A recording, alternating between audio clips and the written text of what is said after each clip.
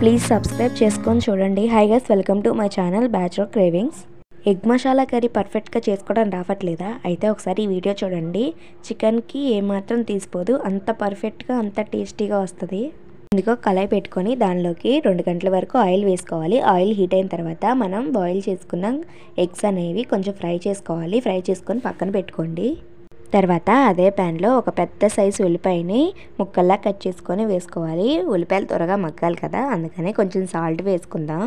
ఉల్లిపాయలు మగ్గిపోయిన తర్వాత ఒక 5 టమాటాల వరకు కట్ చేసుకొని వేసేసుకోవాలి. టమాటాలు మొత్తం మగ్గిపోయిన తర్వాత 1/2 టేబుల్ స్పూన్ వరకు పసుపు, అలాగే టేస్ట్కి తగ్గట్టు కారం, అల్లం వెల్లుల్లి పేస్ట్ కూడా వేసుకొని బాగా మిక్స్ చేసుకోవాలి.